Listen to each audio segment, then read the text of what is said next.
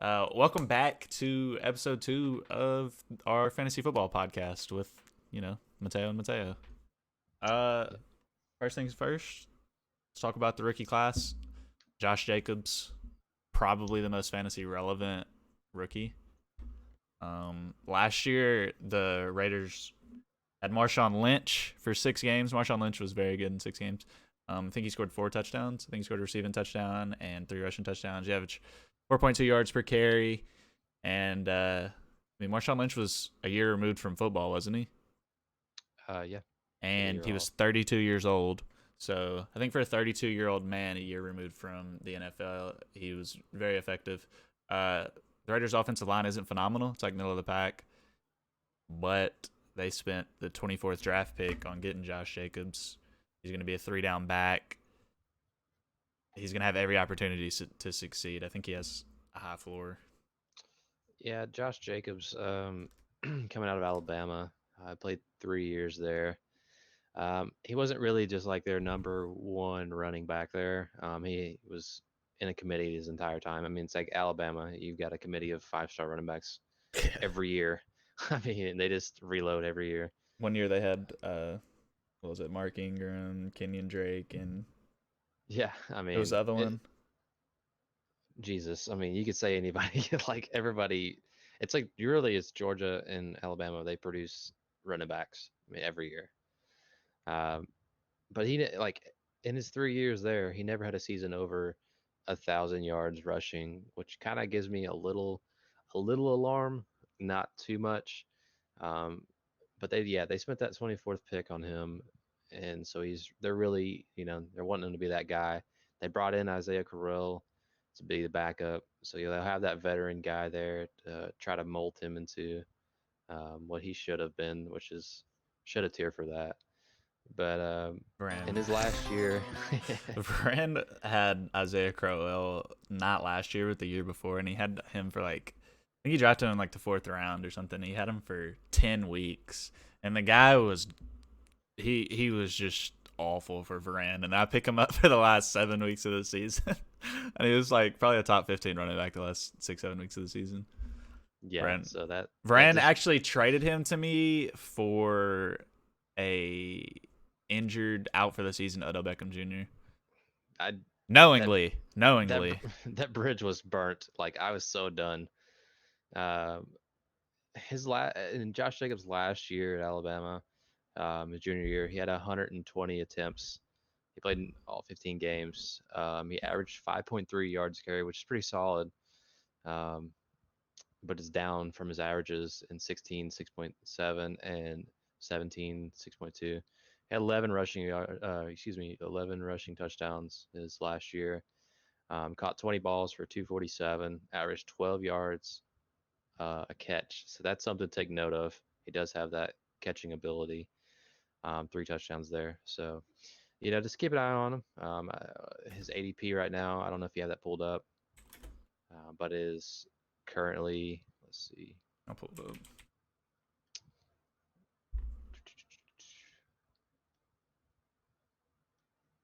is it ECR right now? For number 41 overall.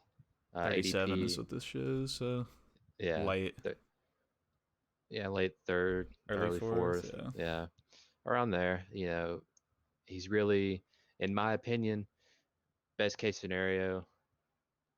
I don't want him as my number one at all. absolutely not. I really question number two, but if he is my number two and I have two stud like number one receivers and a stud running back number one, I would I'm be not mad at confident. all. I would be confident Yeah. if you're getting him in that late third, early fourth. I would be confident in Josh Jacobs. Thinking about where I'm drafting, if I'm drafting, you know, 3.2. He's actually going early third, isn't he? Or Yeah, is it I mean, it's 38, so his okay? ADP is right now 38, so it'd be late. Late fourth. Okay, so yeah, I wouldn't take him in the 3rd round where I'm No. drafting, but if you can get him in the fourth, I would absolutely take him in the fourth because Yeah. at that point you have 2 solid running backs or wide receivers. Hopefully, you're not going running back, running back, running back, or wide receiver, wide receiver, wide receiver. Yeah, that would be. That'd be tough, especially this year. That would be noob moves. Although you would be better off going running back, but then at that point, do not take Josh Jacobs. No. uh, I don't know. I have a lot of confidence in Jacobs though. I just feel like his floor is really high. He has, he has all the opportunity that he needs to be effective. Yeah. And What if do he's you your say running back 2 or is 3, what would you say is over under would be for 900 yards this season I'd say rushing? over. I'd say over. Yeah, I would say that's currently right now. I would say 900 and maybe 300 receiving. I would That's give how him about 950 to 1,020 rushing yards and probably about 250 receiving yards. Yeah.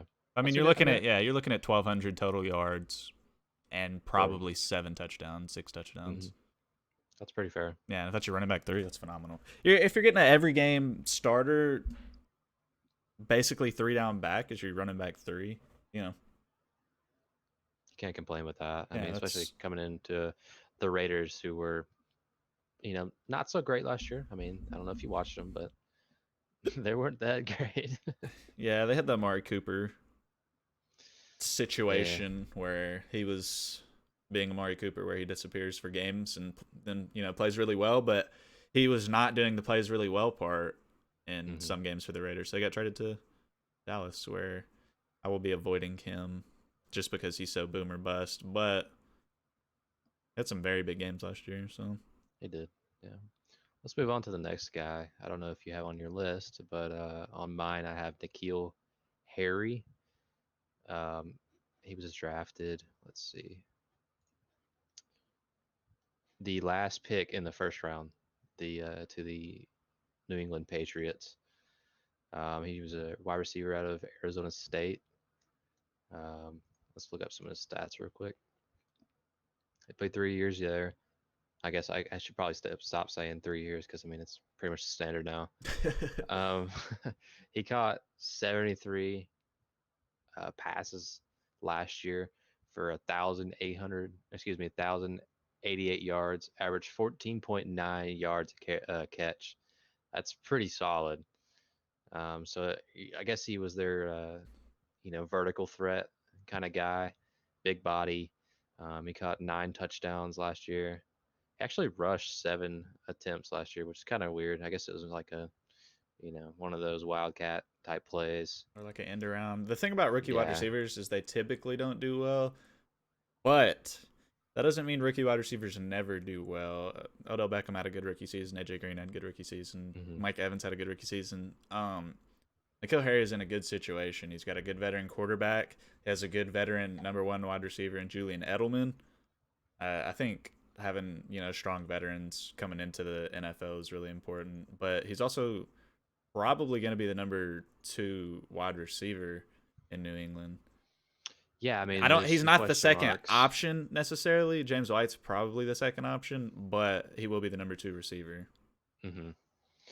Yeah, I mean, there's some question marks. Gordon's appeal, if he's going to come back at the end That's of the fair. year. If Josh Gordon's not there, N'Keal Harry is relevant. If Josh Gordon is able to come back, which, whatever, even if he comes back, I wouldn't be confident that he's there for most of the season. So we like N'Keal Harry as a late sleeper pick.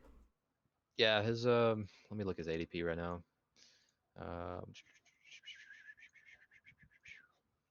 He's going ADP right now is 101. So that's we say 10th, 11th round, something like that. Yeah. That's you're looking at guys in that same area: Michael Gallup, Devin Funches, John Brown. So I mean, it's very safe to take a shot on a guy in a better. When I'm drafting in those rounds, it's either somebody who I'm very confident that's going to get a lot of playing time, or somebody that I look at it and I'm like, this guy at the end of the season could be very helpful if we're winning in the playoffs and winning a championship. Yeah. For what it's worth, strength of schedule is right in the middle of the pack, 18th overall. So, it's not too terrible. And Brady, he'll chunk the ball.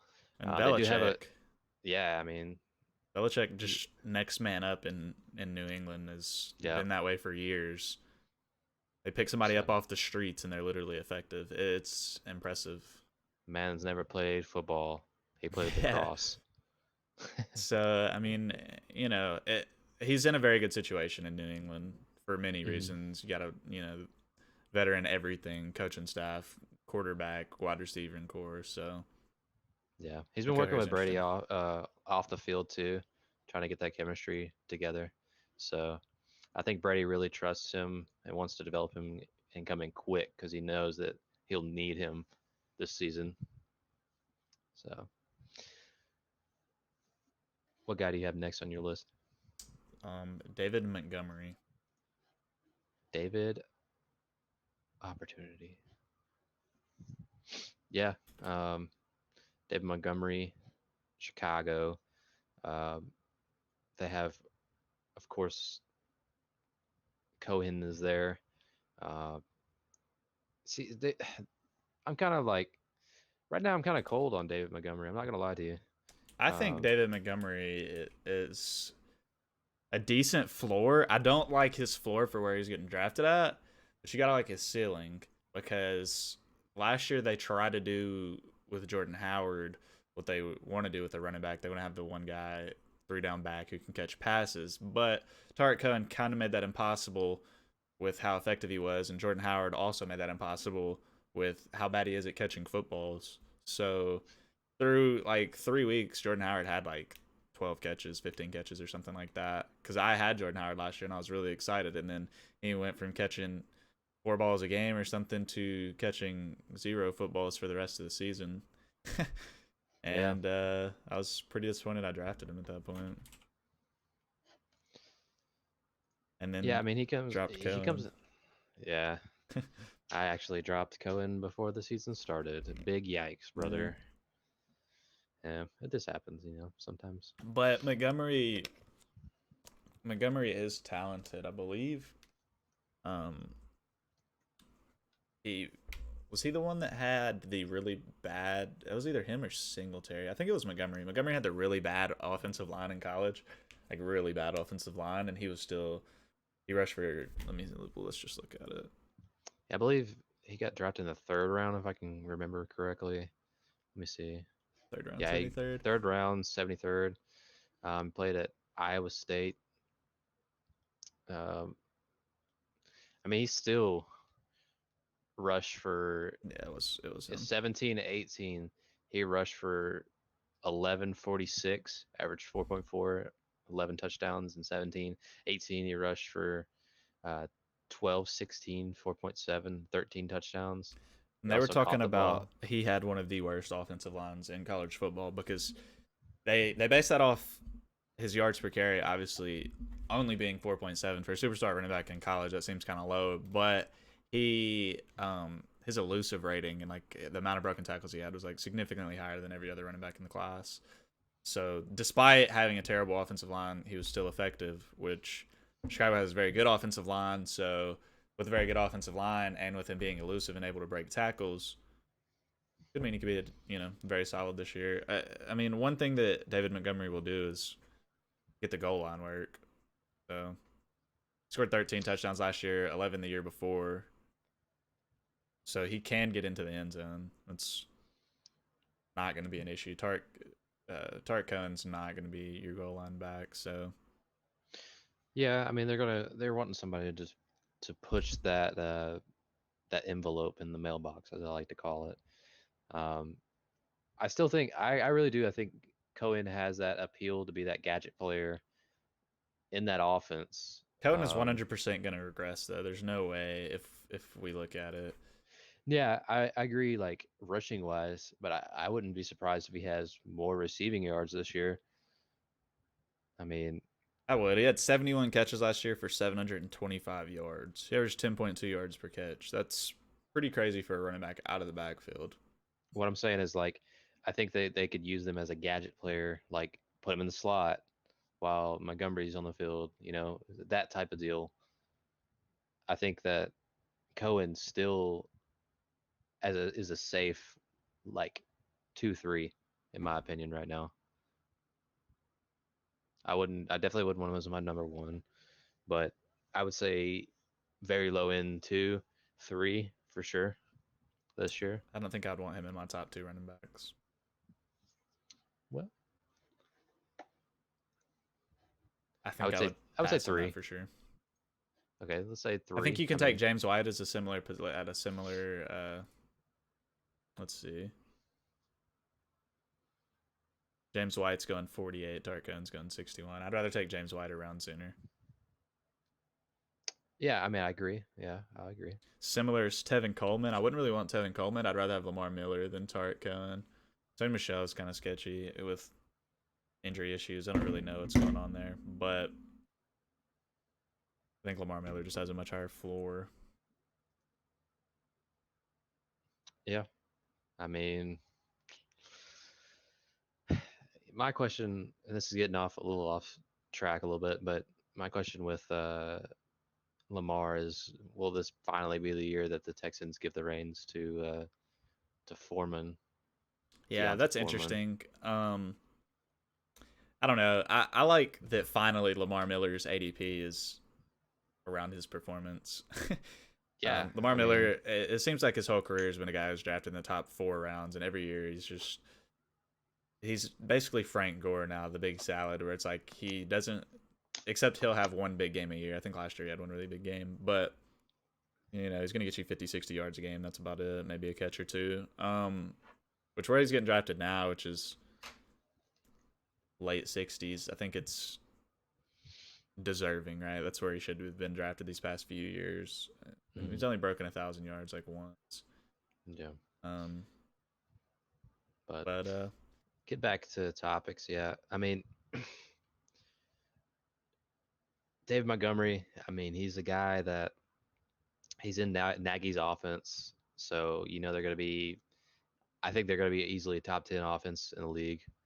Um, he's pretty brilliant when it comes to that. Uh, there's some question marks. He lost some coaching staff in this past offseason, whether it be going different teams or taking over head coaching roles, that kind of thing.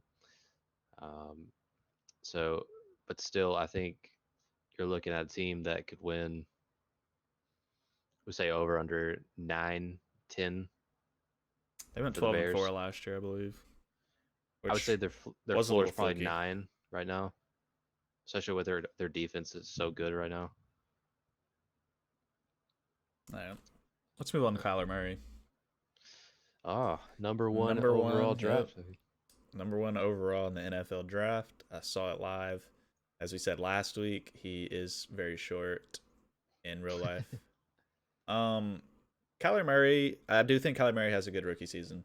I do think that Kyler Murray is not worth taking at his ADP, which is right now. Let's see, his ADP is 92. Please avoid Kyler Murray at 92 or anywhere near 92 at all costs. Actually, his ADP is 90.4. His rank is 92. Okay, I would much rather take Russell Wilson, Cam Newton, Jared Goff, even I Winston would. and Rivers, Roethlisberger, Dak Prescott. I'd rather have all of those guys over Kyler Murray. Um, Mm-hmm. I do think Kyler Murray, like I said, I think he has a good rookie season. I wouldn't be surprised if he won Rookie of the Year, but his offense, it'll be interesting to see how the Cardinals' offense is compared to last year. Last year they were not very good. Obviously, Rosen was a big problem with that, and Kyler Murray is obviously replacing him. Um, Fitzgerald's a year older. They're still, you know, they have an okay offensive line. It's not terrible. It's not great. Kyler Murray will make plenty of rookie mistakes. The thing about Kyler Murray is that he will rush for a decent amount of yards. Mm-hmm. Um, I think that's what even puts him on the map of being drafted. If you're in a league with people who are not drafting Kyler Murray as their first quarterback, maybe take Kyler Murray late as one of your last picks. And, if he's good and he has a rookie season like Dak Prescott did, then, uh, he might be worth being a filler. Yeah, I mean, I think Kyler is a guy that if you basically punt the quarterback position, which I'm really hoping that you are, That's really a pro strat right there. He's somebody that you could take near the end of the draft and you could stream quarterbacks all year. Like if let's say, you know, Big Ben's not drafted, you could swap between him and Kyler Murray and Big Ben, depending on the matchups.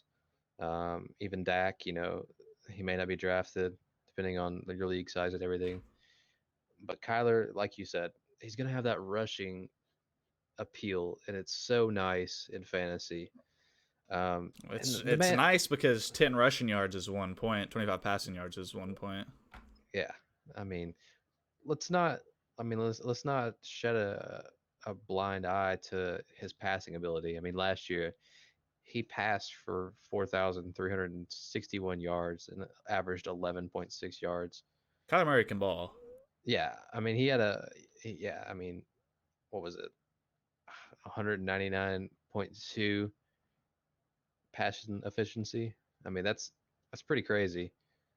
Um, there were some question marks the years before because he wasn't the number one for Oklahoma because Baker was there, and then in Texas A&M he was a freshman, so he wasn't the one there. Um, so he has kind of a small sample size of being the number one, but within that 1 year, it was pretty epic. Epic enough.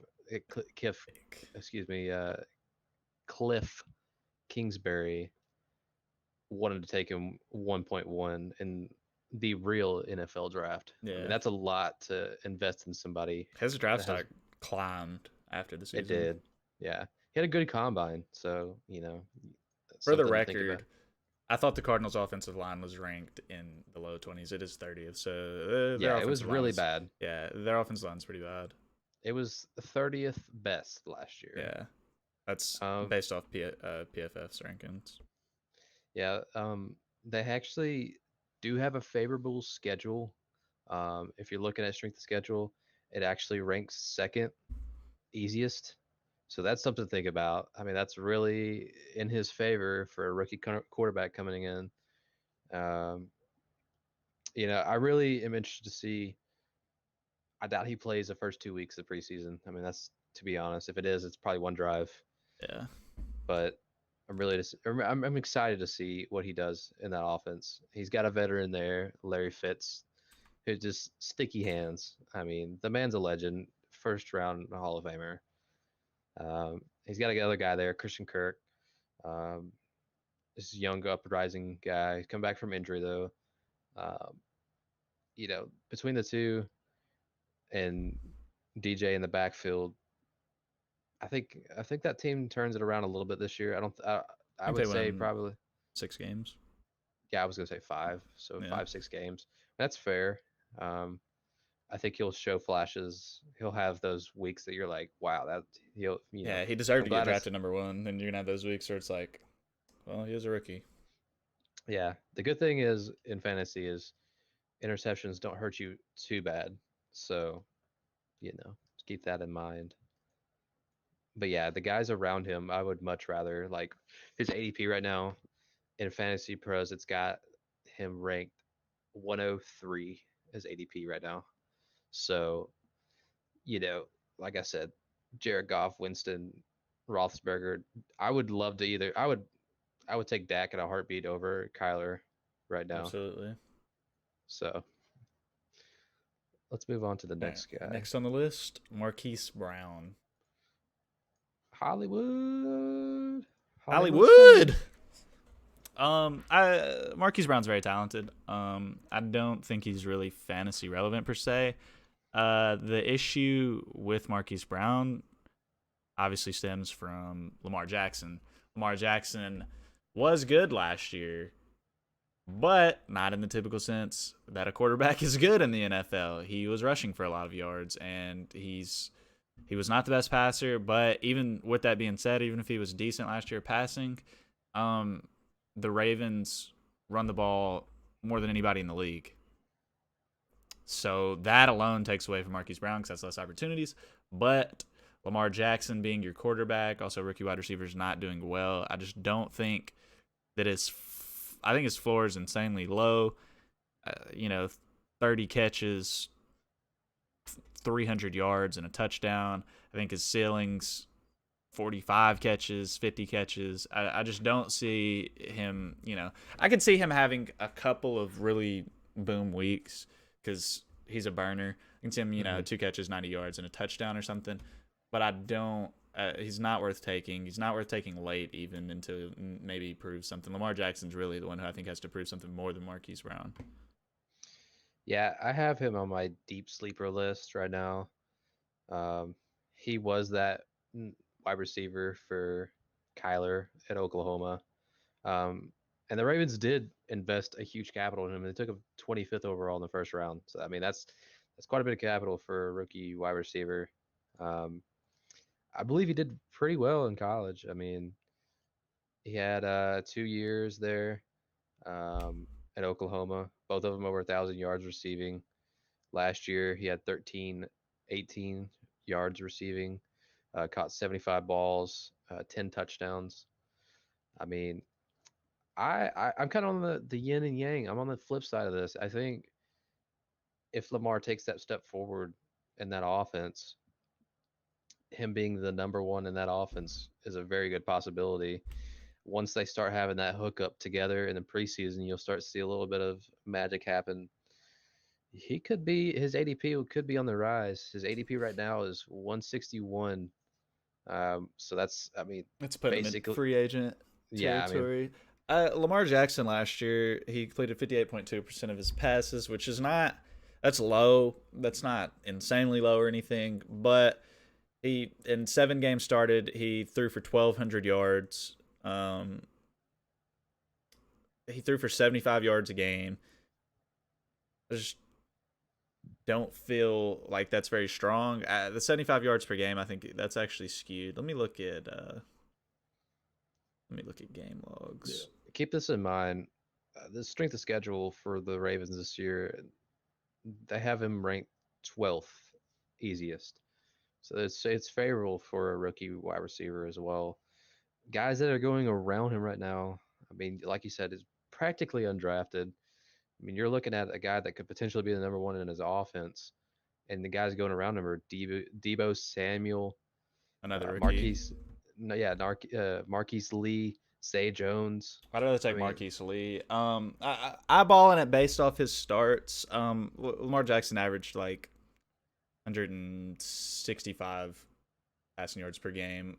He only threw 6 touchdowns. That's not, you know what I'm saying. That hinders both of the passing yards and the passing touchdowns. Hinders Marquise Brown a lot. And I do think Lamar Jackson will take a small step forward. Obviously, right? It'll be his second year and it'll be his first full year in the offense.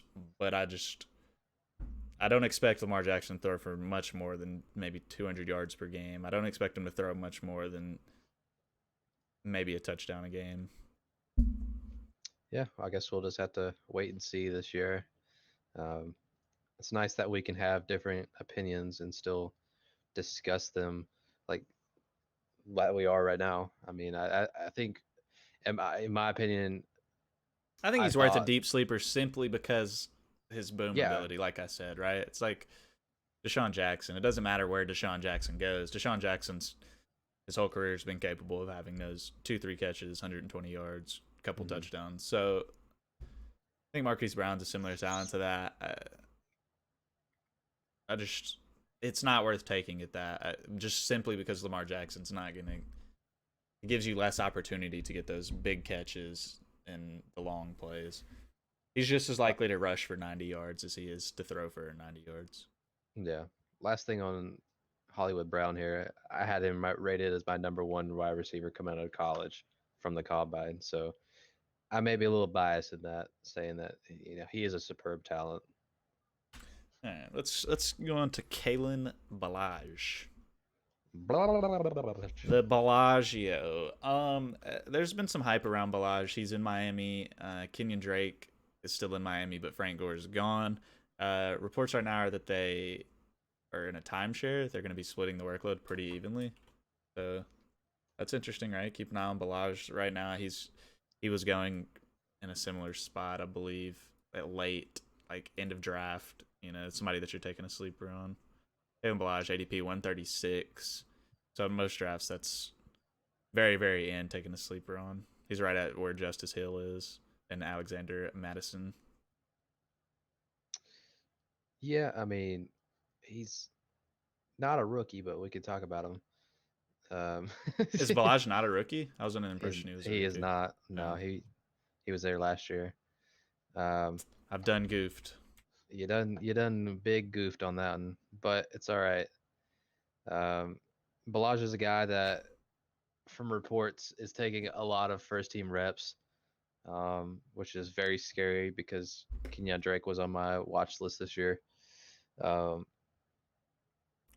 is that guy. We'll put Ballage into the sleeper category, not rookie category. That's fine. We'll talk about him real quick and get back to some rookies. He's a guy that he's a dual threat. I mean, he could catch and rush the ball. Just honestly, probably, I'm going out on a limb here, probably better than Drake. That's it's questionable. We don't have a lot of footage of him. Last year, he only rushed for 36 for 191. So, I mean, he averaged 5.6. He had one touchdown. I mean, we don't have a lot on him, but he is very much a talented guy that, if that coaching staff likes him a ton, he could definitely take over that role. Damn it, not a rookie. Brian actually mentioned somebody before we went live that also wasn't a rookie. I don't remember who it was. Somebody on Denver. But yeah, I'm sorry, I goofed.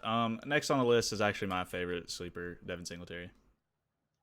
Singletary, yay, scary. Oh. Yeah, Singletary's getting a lot of first team reps. He's probably not going to be the starter at the beginning of the year, but I think he's a guy that can win you your league. We talked about him last week for a second. They have Frank Gore and LaShawn McCoy in Buffalo. Buffalo's offensive line is ranked 19th, so their offensive line is okay. Could be worse, but LaShawn McCoy is old.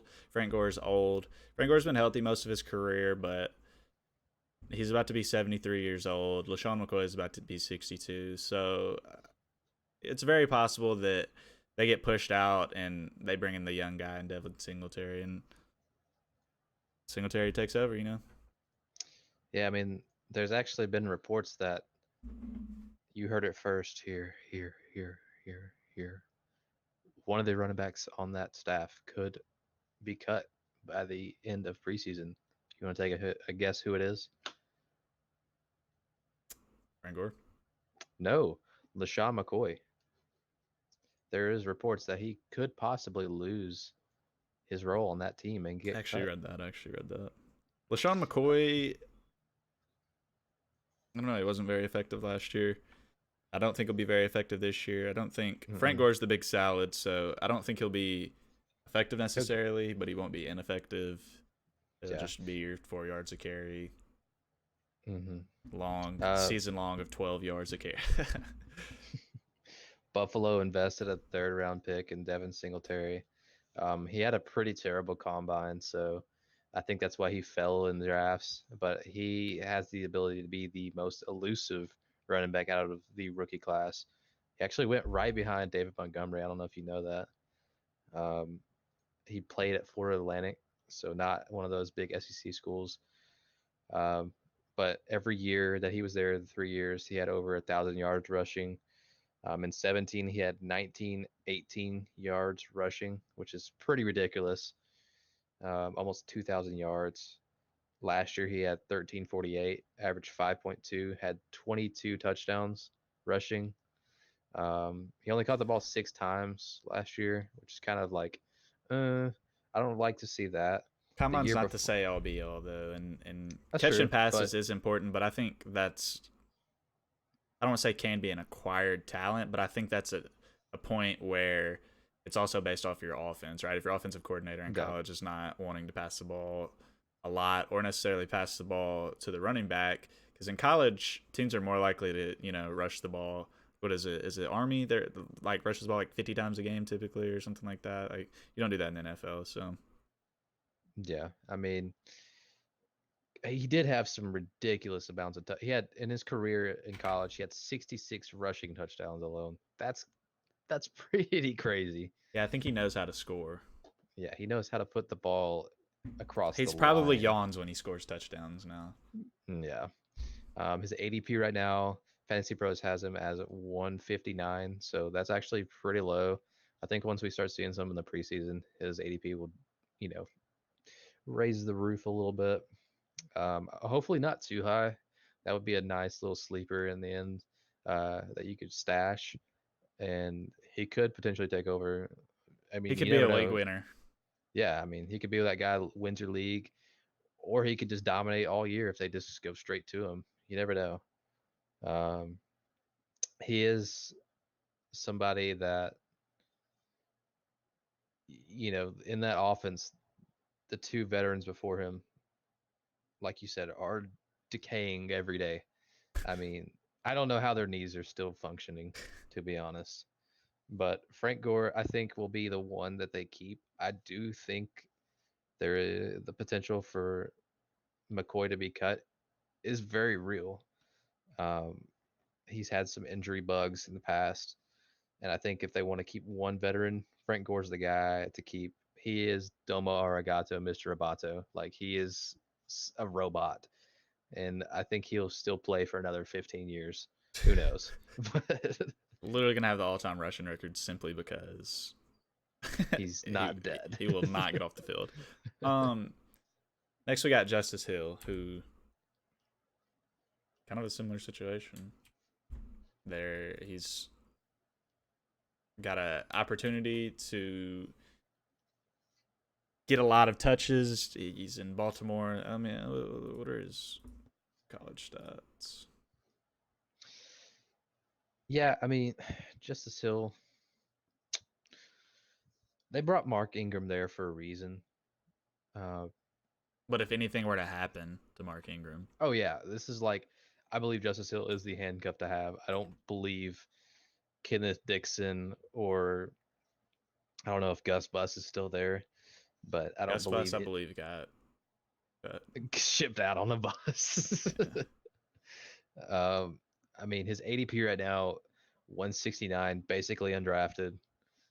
Um, yeah, I mean, I think he could play the spell back, and Mark Ingram's like, if he's as elusive as they say he is, maybe they go to a two-headed snake like they did in New Orleans. Mark Ingram one I and mean, Justice Baltimore Hill runs two. a ton though, right? Last year they Yeah, had multiple running backs that were effective simply due to sheer volume. Looking at Justice Hill's stats last year in college, for Oklahoma State, he played 10 games, had 158 carries for 930 yards and 9 touchdowns. That's 5.9 yards a carry. That's really good. Obviously, he only played 10 games, so he got injured or something, I assume. The year before, though, he did play all 13 games, had 268 carries for 1,467 yards, and 15 touchdowns. So he had an extra 6 touchdowns, extra 500 yards in those 3 games. He caught 31 passes his sophomore year. That's a good amount of passes to catch in college. I don't know. Maybe he takes over and he's their pass catcher, right? yeah. I was about to say, Mark Ingram's like Mark Ingram capable be of catching there. passes, but Like I said, they're trying to maybe model that same Saints offense, like Mark Ingram being that guy, the main rusher, and Justice Hill. I mean, he weighs 200 pounds. Like maybe he's their pass catcher. Like maybe yeah. that's what they want him for.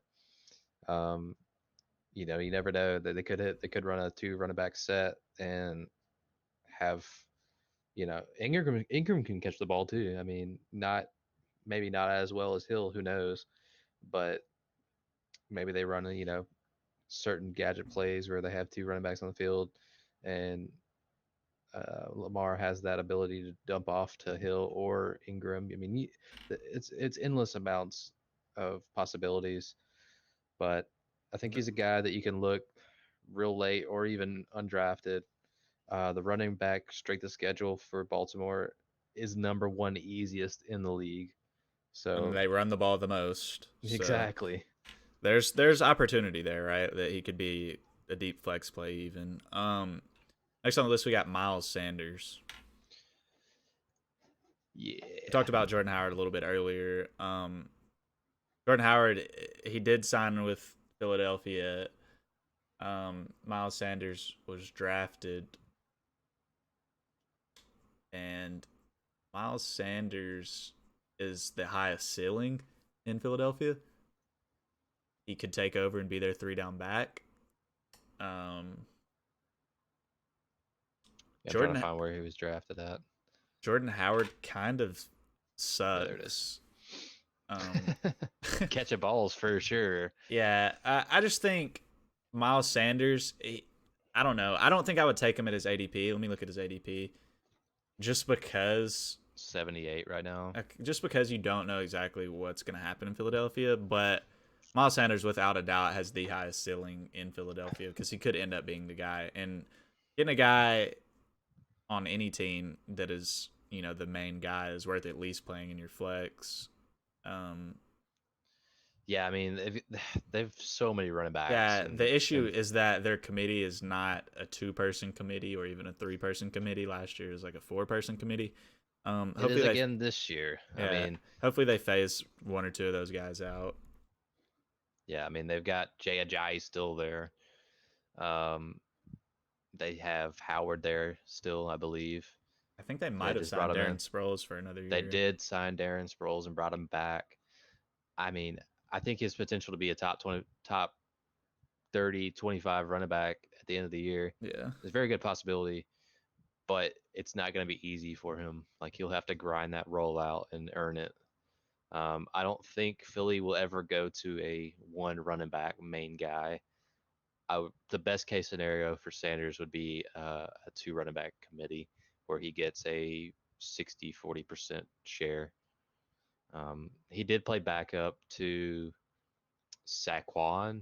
I don't know if you've heard of him, but he's pretty dang good over in Penn State. So hopefully that kind of magic juju of Penn State rubbed off on him. Never mind. That sounds really weird. All right, not shout out to Jerry Sandusky. Next on the list we got DK Metcalf, who is going in drafts. I will say that. He should not be taken, I don't think. Seattle still has Baldwin and Lockett, and who's the other wide receiver? Baldwin retired. Did he? Yeah. Dude, I did not know that. Lockett is their number 1, and DK is very much relevant in my rankings. Pete Carroll actually came out, I think it was today or yesterday.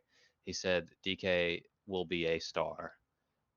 He said he loves the guy. DK is huge. Physically talented, right? But he sucks at catching footballs right now.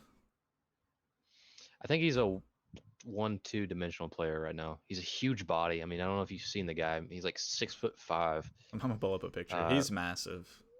I'll pull up the picture of was it him and Marquise Brown? There is actually a picture that came out that he was standing next to Lockett too. So you should look that up too. The guy's, I mean, he's just jacked. He's huge. Metcalf is huge. He's super fast. He's massive. The thing is his hands aren't great. I guess I'm not drafting DK Metcalf. Maybe I would draft him super, super late, but I'm not drafting where he's going. His ADP right now is 107 currently. I think it'll rise before the start of the season. Good signs for Seattle. Their wide receiver strength schedule for this year is 8th in the league of easiest, so that's a good sign. He also, I mean, he's lightning fast. He ran a 4.3 40. I mean, as a 6'3", 227-pound wide receiver. I mean, that's pretty. David Moore was the other guy I was thinking of too. Yeah, he's still going to be as of right now. Metcalf is still the 3rd wide receiver on the roster. David Moore had some good games last year. He did. To me, it wouldn't surprise me if Metcalf takes over that 2 role by the end of the year. I would say, what would you say, over under 800 yards for the season for Metcalf? Especially, I mean, you got to keep in mind, it's an easier schedule, and Russ chunks the ball tons. I would say under.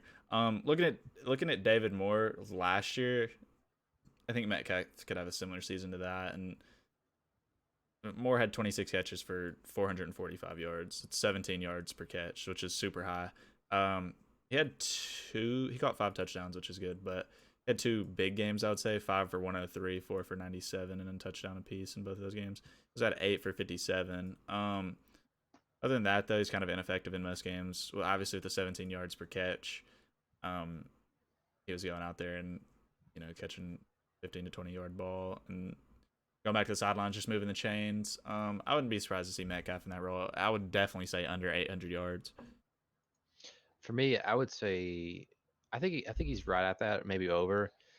I think personally, I really think that I mean I follow Seattle, but I really think Metcalf's he's the number two in that offense beside Lockett, and I think it's his number two job to lose right now.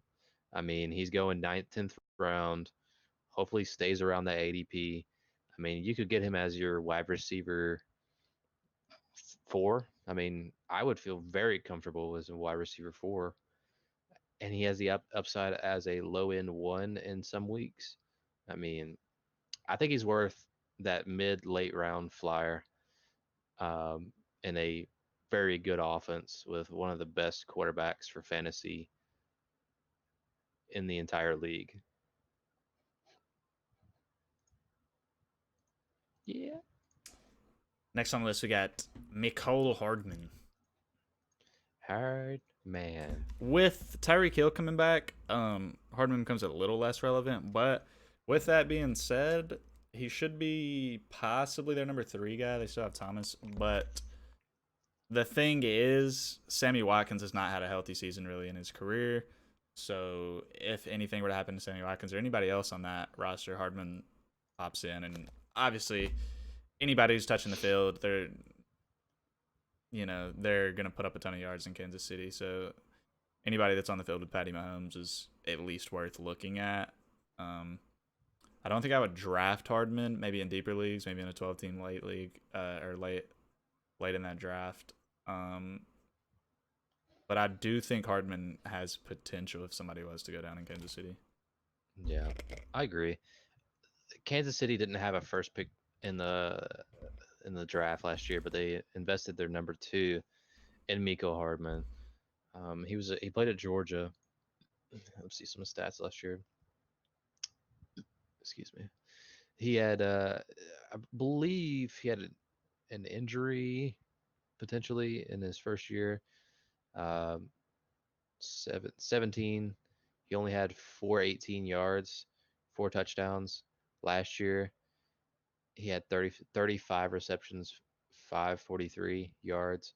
So not a lot of yards there, but he did have 7 touchdowns. I think that upside in the red zone is there, and Patty loves his red zone targets. I mean, he'll throw a touchdown to offensive linemen if he wants to.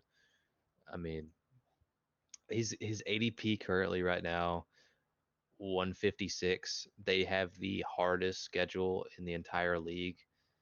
The Kansas for the wide receiver in Kansas City. Like you said, he does have potential in that offense.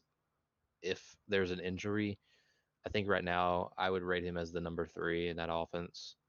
I agree. I think he's better than Thomas. Thomas has kind of been disappointing his whole NFL career, but I mean he's been some big play capabilities. Yeah, I think he has some potential, especially you never know in the middle of the year Tyreek Hill could randomly get suspended again. Yeah, I true. mean, you never know.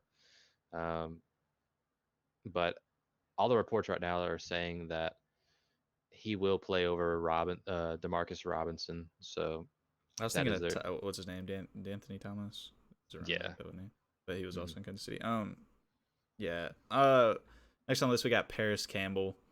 Paris Campbell is pretty known about. The Colts brought in Devin Funchess, but I wouldn't be surprised to see Campbell be their number 2. Mm-hmm. Devin Funchess is not great. He was not great in Carolina. Maybe a situation change, a different scene helps Devin Funchess. Andrew Luck being a better passer than Cam Newton, maybe that helps as well. But Paris Campbell is kind of similar to Hardman in the sense that you kind of want players that are on the field with Andrew Luck. Yeah. I mean, he's pretty good at throwing the ball. Yes, he is quite good. I mean, every year, like we said in the last episode, every year that Andrew Luck has been healthy, he's had at least one wide receiver over 1,000 yards. So that's something to think about. Paris Campbell for me, I think he's two or three best. I think he's their number 3 at the beginning of the season, but I think as the season progresses, I think he'll start becoming like their 2.5, right? Yeah, I mean, I think it would only take maybe 4 games. I mean, in my opinion, I think Paris Campbell comes in pretty strong. There was a report yesterday that Paris Campbell actually has been sidelined a little bit with injury, so that's not a good sign. That's not a good sign, but it's also preseason, so it's not. Yeah, it's not necessarily. It's a red flag, but it's not. It's not gonna make or break. Yeah, it's not a 100% stay away. Apparently they were working out Brandon Marshall, but I would have no confidence in Brandon Marshall even if he was to sign with the Colts. That would take away from Paris Campbell, I think, just because playing time, but that would not make Brandon Marshall fantasy relevant. Yeah, I mean Campbell had over 1,000 yards receiving last year at Ohio State with Haskins throwing the ball to him. He had 12 touchdowns. So I mean he has that number one appeal in a high-powered offense. So that's a good sign. I mean, last year, what was it? Haskins passed for over 5,000 yards. Is that correct? Yeah, Haskins is kind of good. Yeah. I don't know how Daniel Jones got drafted before him. I'll leave it at that. Yeah. Next on the list, we got the single most important handcuff in the league. Said it last week, Darrell Henderson. Just because if anything was to happen to Todd Gurley, he instantly takes over. And anybody, I mean, C.J. Anderson was good last year for the Rams. C.J. Anderson was awful. Awful. He's been awful is an exaggeration for sure, but he was nothing but disappointment for the Denver Broncos his whole time he was there. He was very good for the Rams, but the Rams didn't even re-sign him. Darrell Henderson is definitely somebody that if you take Todd Gurley, you have to take Darrell Henderson. Yeah, Darrell was a stud in college. He played for Memphis. The Rams invested a 3rd-round pick in him. I mean, last year alone, I don't know if you have it pulled up right now. Just guess how many rushing yards he had. 2,100. That's not far from it. He had 1,909 rushing yards. He averaged 8.9 yards a rush. Yeah, that's very impressive. 22 touchdowns. It's impressive, but I mean, Memphis plays in a weaker conference, so that takes away from the numbers a little bit. But that just kind of says, "Hey, I'm better than Memphis." Role. Yeah, but that says, "Hey, I'm better than Memphis in Conference USA." Right. Yeah. I mean, and it clearly shows. I mean, the Rams, one of the best offenses in the league, invested a 3rd-round pick in him. So, I agree. He's the number one handcuff. Especially, you have to take Darrell Henderson. You have to take him. His ADP right now is 83. If I had Todd Gurley I took him in the 2nd round because that's where he's normally going right now. I would probably go ahead and take Darrell Henderson in the 6th. Yeah, I would reach up around and take Darrell Henderson. Yeah, I mean he's going in the 7th. This is why he said he would take him in the 6th. You have to take him. I mean, you can't miss out on that Rams offense. All right, we're gonna wrap up the rookie class and also Kalen Ballage. That's my bad, but I literally didn't hear about him once until this offseason, so I just obviously assumed, which is making an ass out of just me. Assumed he was a rookie. That's on me. But we're just gonna get into a little league news and wrap it up real quick. Melvin Gordon and Zeke Elliott, we'll kind of group that into one because that's the same situation. I wouldn't be surprised. Melvin Gordon reportedly last week was asking for a trade. The Chargers don't want to trade him. Zeke Elliott, Jerry Jones just recently said that they wouldn't be surprised if this holds out for months and goes well into the season. So not a good look. No, we're definitely not as high on Zeke this week as we were last week.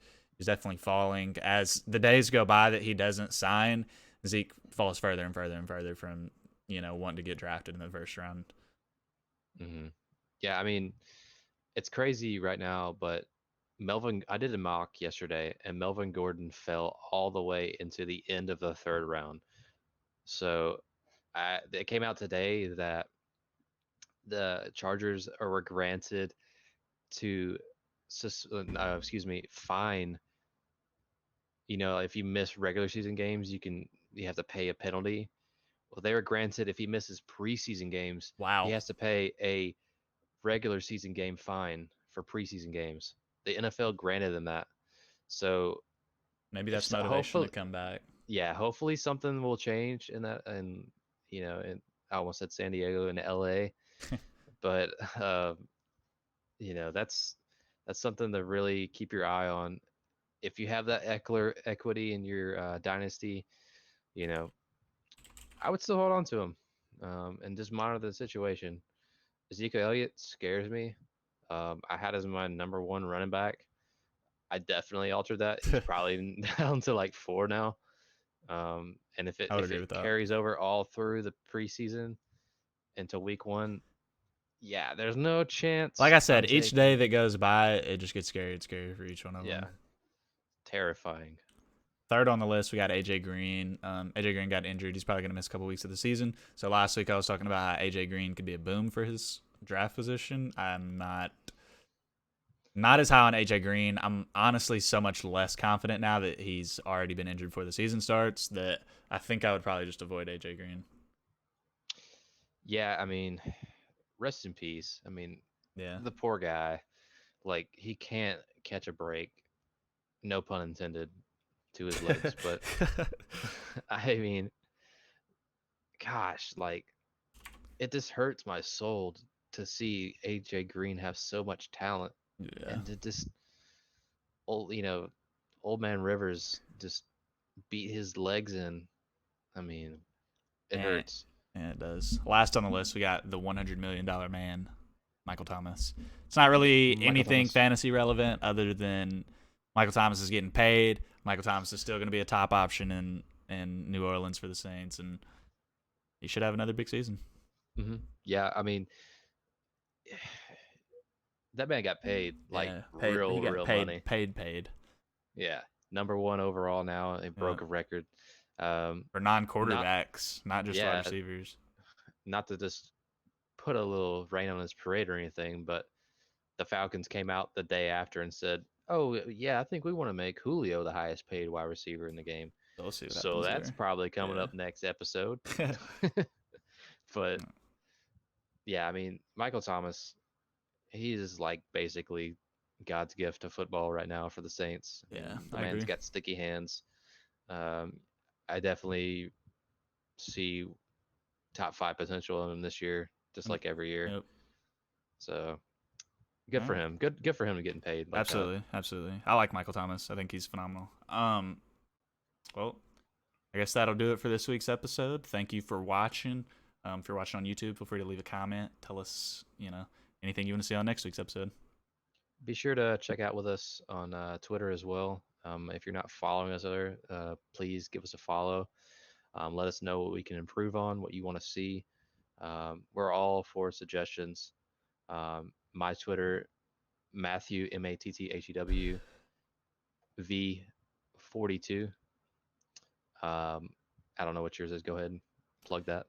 Mateo though, MATEOTHUGH, or THOUGH. Sorry, I don't know how to spell.